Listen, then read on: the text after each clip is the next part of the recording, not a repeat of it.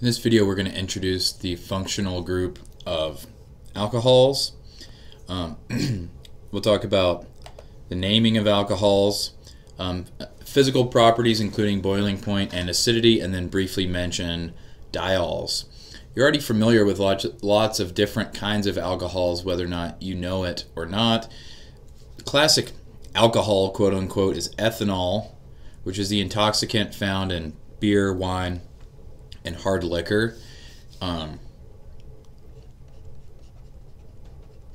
Ethanol. But there's other alcohols. Anything that contains an OH group is going to be considered an alcohol.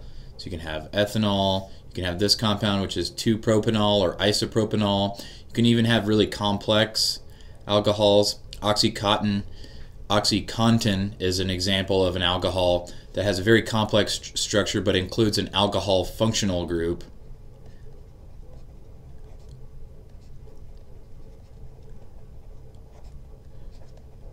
So how this molecule reacts in your body is going to depend on the reactions of alcohols in general, and that's what we're going to be talking about in this video and subsequent videos, is the characteristics of alcohols and how they undergo organic chemical reactions either in your body or in a laboratory.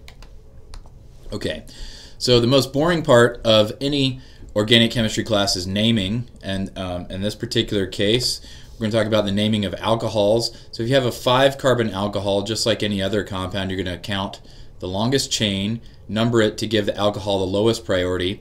So you could call this compound 3-pentanol, or you could call it pentane 3-ol. The 3 just indicates the position of the alcohol. So we could name this compound 2-propanol because the longest chain is 3 carbons long, and the alcohol is at carbon 2. Or we could call this 1, 2, 3. So this would be 2-methyl 2-propanol. But what you'll find, especially with these alcohols, is that a lot of times there's a common name that's employed. This is usually called isopropyl alcohol or even isopropanol. This is typically referred to as tert-butyl alcohol. This compound is typically called benzyl alcohol. I don't necessarily want you to memorize these common names. I just want you to be familiar with them. I do want you to know how to use IUPAC rules to name alcohols. Even more important than that is I want you to be able to identify, just like we have for other kinds of functional groups, primary, secondary, and tertiary alcohols. So ethanol would be an example of a primary alcohol. It's on a carbon that's bonded to one other carbon. That's a primary alcohol. A secondary alcohol would be an alcohol on a carbon that's bonded to 2 other carbons. A tertiary alcohol would be an alcohol, of course, that's bonded to 3 other on a carbon that's bonded to 3 other carbons. So you want to count the carbons bonded to the carbon with the OH to figure out, do you have a primary alcohol, secondary alcohol, tertiary alcohol. We're going to be talking about the interconversion of primary, secondary, and tertiary alcohols, and certain primary alcohols might undergo reactions that tertiary alcohols will not undergo. So it's very important that you're able to identify primary, secondary, and tertiary alcohols to determine what kinds of reactions those compounds are going to undergo. Briefly, we'll talk about the boiling point of alcohol. So if we take ethane and we replace this hydrogen with a chlorine, we get a huge boost in boiling point. We go from -89 to 12 degrees. If we replace this chlorine with an OH, again we get a huge boost.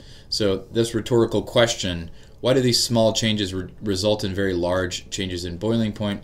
Well, you have to remember back to 151, intermolecular forces, right? This is only capable of dispersion, whereas this one is capable of dipole-dipole as well. And any alcohol, since it possesses an OH group, is capable of hydrogen bonding. And because of that, it's going to have a relatively high boiling point. So if you're asked to compare the boiling points, anything that has hydrogen bonding is going to have a higher boiling point, at least as far as this class is concerned, than something with just dipole-dipole interactions or dispersion. Okay, the main thing that we're going to focus on here is factors that relate to the acidity of alcohols. Remember, remember back that the acidity of a compound is going to be related to the stability of its conjugate base. In this case, it's going to be called an alkoxide ion. So how this negative charge on oxygen is stabilized by whatever this R group is going to determine the acidity of your alcohol. The more stable the conjugate base, the stronger the acid. Let's look at some examples. Before we look at some examples, let's talk about how would we deprotonate an alcohol. What kinds of bases would we use to deprotonate an alcohol? Well, one thing that would be helpful to look at is pKa values. So alkanes typically have a pKa, a very high pKa between 45 and 50, amines between 35 and 40, and alcohols are down here between 15 and 18. So let's say we wanted to deprotonate ethanol. What are some good bases to deprotonate ethanol?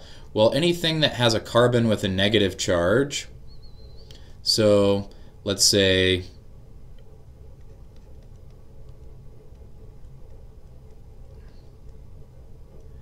the anion with a lone pair of electrons on carbon. This is going to be a good base for deprotonating alcohols. So in this case, we would get an O- here, plus methane, right? Because methane has is a very poor acid, the equilibrium is going to favor this side. Similarly, so let's put a counter ion here like lithium or something. Similarly, we could do NH2- again, because we're forming ammonia, and ammonia is a much weaker base, a much weaker acid than the alcohol. We're going to quantitatively form the alkoxide plus ammonia. And another base that's commonly used to deprotonate alcohols is sodium hydride.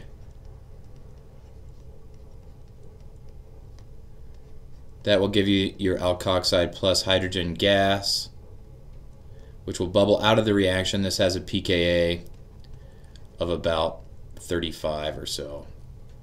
So these are the bases you want to look for if you're trying to deprotonate an alcohol.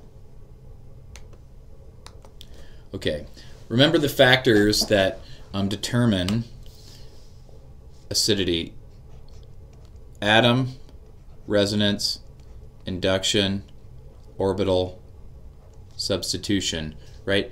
For alcohols, the atom is always going to be the same. It's going to be an oxygen. So now let's look at resonance, right? Cyclohexanol, if we deprotonate that, our alkoxide would look like this with a negative charge on our oxygen atom. We have 6 electrons surrounding the oxygen. Similarly, if we deprotonate phenol, we'll get an alkoxide that looks very similar. Right, but remember this one is resonance stabilized because we have a lone pair of electrons next to a pi bond. There's no resonance here. And if we can spread out the electrons through many resonance structures, that's going to lead to a stability of that conjugate base and an increased acidity. I'll just draw one of those resonance structures here so we could form a double bond here. We could form a lone pair of electrons here. As you recall, one of the resonance structures would look like this, with a negative charge on this carbon.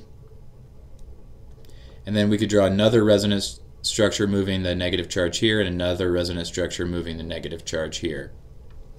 So the first thing you want to look for is resonance in order to determine the acidity of an alcohol or to evaluate the acidity of multiple alcohols. The next factor, remember, that you want to look at is induction, right? So if we lose this hydrogen, we have a negative charge on this oxygen, which could be stabilized by the electronegative chlorines that are close by, resulting in increased acidity as compared to ethanol, which doesn't have any chlorines on it, right? Remember, if we move those chlorines closer, we'd get an even stronger acid. If we change those to fluorines, which are more electronegative, we would also get a stronger acid. And finally, you want to look at solvation or substitution, right? As we increase the substitution, we go from primary to tertiary, we decrease the acidity.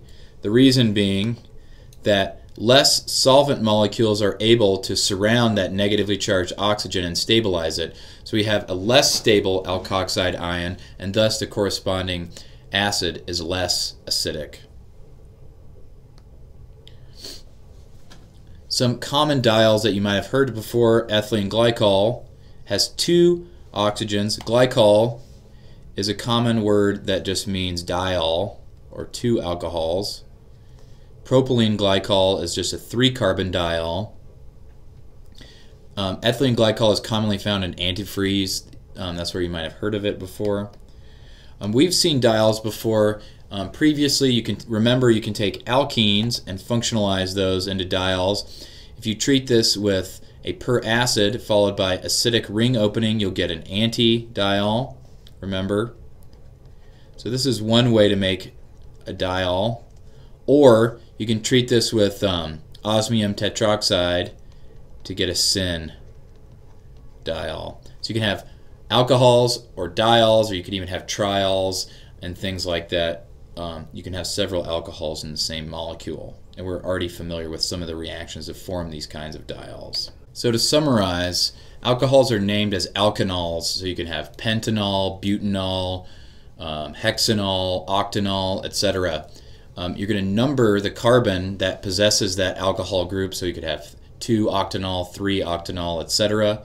Alcohols tend to be relatively high boiling because of hydrogen bonding interactions. They can act as acids or bases, and the acidity and the basicity of those things is going to be influenced by resonance, induction, and sterics, as we discussed. And remember how to make syn and anti-diols through additions to alkenes.